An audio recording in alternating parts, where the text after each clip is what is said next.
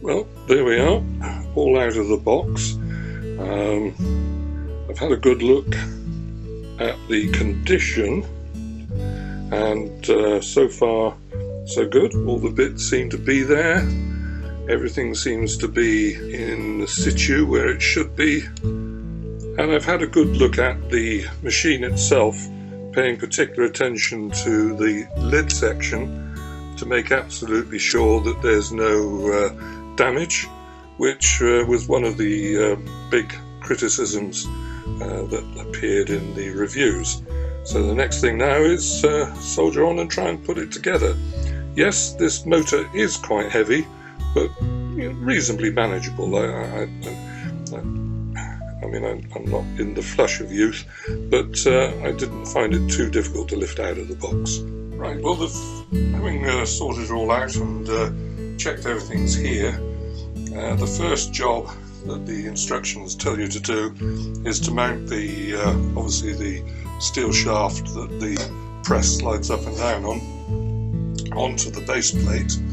And looking at there we are, it lines up. Just some self-tapping bolts,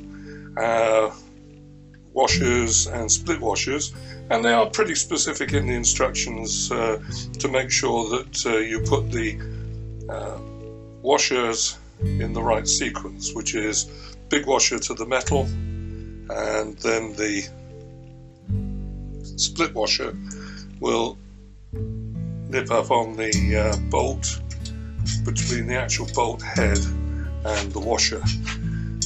Now with these things, they normally need, because they're pretty crudely cut, I would say, you have to just fiddle it round to get it secure.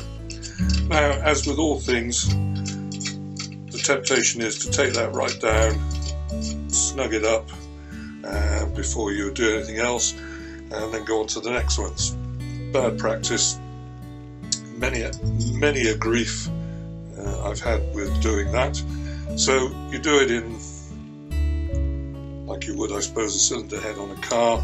You put them in and then tighten them up. Another little thing that I noticed, that when I started putting it together, if you don't swing this round to make sure that this part is covering all of this metal plate, you end up with it slightly out of line, and I don't know if it would make that much difference because it's a pretty crude casting, but even still it seems logical to try and keep that as flush to the exposed surface or the base as possible. That's really the best that I can achieve.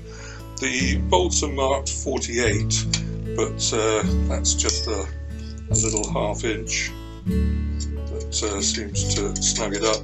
But it's obviously when these were bored, they were done remotely away from this casting, and the two were never really designed to mate completely.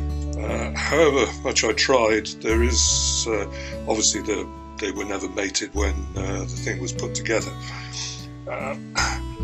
I'm a little concerned, because I can see that exposed, that maybe this shaft isn't going to be actually plumb to the base, and obviously with the drill press sliding up and down on it, that's quite critical, because obviously if that's that way or that way or that way or that way, then the bore, however much you think it will be at right angles, it may be off, true, although the plate, I suppose, will follow the bore, and you could adjust the plate. But I just thought, just as a little double check, I'd just use a square and just see how true that is to the base. Very difficult to try and assess that at distance. I do have an angle which I can put round there and just test for plumb, but actually looking at it and eyeing it, it is pretty square, so I'm not going to panic too much about that. The next step is that they recommend is to fit the table. Just checking that this bolt's up tight, which it is. This obviously is the grip, just making sure that's all together. See, it's got degrees marked on there, so I suppose if you slacken the bolt, there's a guide pimple there, you should be able to alter the pitch, although to be honest I can't really see I'm going to be doing it that much. That just fits snugly over there. I might put some spray grease on it a bit later on, but let's just seat it there. Just check that it sits up snugly, which it does. Bear in mind that's not, so you don't have to over tighten it. So I'll just put it down there low out of the way. Covered in packing grease, which is a good thing. But when you come to fit the spindle, which I'll do in a minute, onto the shaft, I think that's going to be a problem if there's grease on it, because it's just a hammer-on fit. The next step in the instructions appears to be to fit the chuck onto the drive shaft, and to do that, they remark that all it is this piece here is a taper, and they suggest you make sure that there's no grease on there because it's a friction fit. And I'll just make sure the same is clean in there, although it does seem to be clean. No sawdust or anything in there. Now, to do that, you've got to use a soft mallet and a block of wood. I'm a bit worried about putting pressure on the top by hitting it that way with this rather fragile case that everybody has commented on. So to do it, I'm just going to lay it on its side.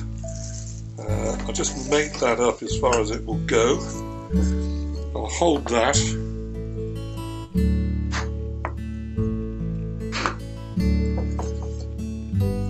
And hope that that is going to be sufficient. In fact, it does feel that way. A gravity fit on a taper spline doesn't need to be driven home mercilessly, because friction does the job for you. So I'm pretty confident that that's secure. If it isn't, no great problem. If I notice it slipping, I can then just give it a tap when it's actually mounted up, and maybe strike it upwards that way. So the next job is now to lift on the motor unit, and I noticed in the instructions this is the bit that they did mention it's quite heavy. Yes, it is, but as I say, it's not beyond wit or reason, and I've managed that without a second pair of hands. But it might be something worth thinking about if, when you're assembling it on your own, are you going to be able to lift that? Obviously the whole assembly is going to be quite heavy, but I think I can manage that anyway. So I've mounted that onto the base quite easy. It fitted smoothly, and there are two locking screws here and here, and they provide an Allen key for it, and they say that when it's mated completely home, just snug it up.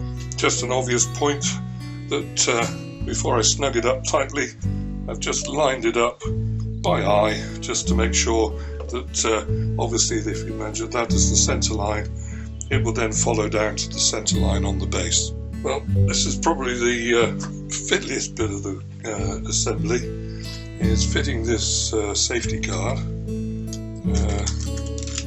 See, that slides up and down, but fitting the base into the snap guard is just a mating job, I know, but when you have a look at the size of the nuts and bolts, and little spring washer compared to the size of my fingers, you can see why I consider that to be fiddly, but to a normal person, no problem. Last bit of the general assembly is to screw in, and they're just threaded handles into the shaft, which which is interesting because the tapping is not very good. I might just have to re-tap one of these orifices, but you can see the principle. I'll just get out a tap that's just not been cut very well and just make that one fit in. So a bit of 3-in-1 and a tap. That's all now secure, and yes, that turns down. As you can see, there's not a great deal of travel on it, but then I don't need a big deal of travel, as you said. But if you were the sort of workshop that needed to bore really long holes, then obviously this isn't the machine for you. But then it does say that on the tin. That's the level of travel that I want, and that's what I need. This plate, just up, you just loosen that slightly. Probably leave it loose so that it just automatically slides down onto the work, just to provide the maximum protection. As with all things, a lot of people like to operate these machines without the safety guards. I don't really have a yay or nay view on it, to be honest. Safety is there for what it says safety, so if the guard is there, I try and use it. But I have to say, there are times when machines just don't work properly with the safety feature in place. The next step before setting it to position is I'm now going to have a look at the belts and see how they're set up. The instructions just say remove the screw. I'll just check that it is hinged. I don't have to take other screws out.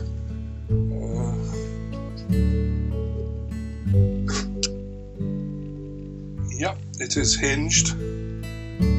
And there is the, I don't know if it will show up on the camera, if I just bend that down, there is the safety switch that people describe as being a bit flimsy, and to be frank, it is. And I would have said that that plastic there is a bit vulnerable. So I'm aware of it, so I'll be careful when I'm moving it backwards and forwards.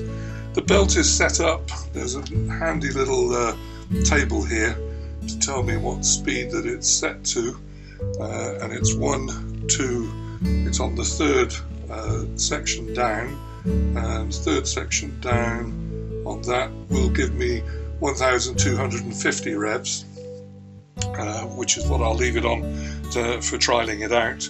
But just by slackening the tensioner, which is here, that slackens it off, and all you do is you just move that finger tight, the tension, not to over tension it. It's spring loaded, so that should give it a good stop, and that should turn. If it slips, then I can tighten it up. Best to have slightly under tight than over tight. Well, I think double checked the instructions, double checked everything. Everything seems to be in place that I want it to go to. The only thing I've got to do now is just move that and set it, but I'll do that when I've put it in situ. Just by moving that guide up and down, you can actually set a depth gauge, which could be useful. And here we go. It's not bolted, so I'm just going to restrain it on the top. As you know, I've set the belt, so we'll press the start and fingers crossed. There we are, and it's running, and it's surprisingly quiet. Instant turn off. The next step, I think, will be finding a home for the drill press, and then the real tests will come when I start to try and use it. I hope that's been informative. I've not come across any great horrors. Generally speaking, it went together very well.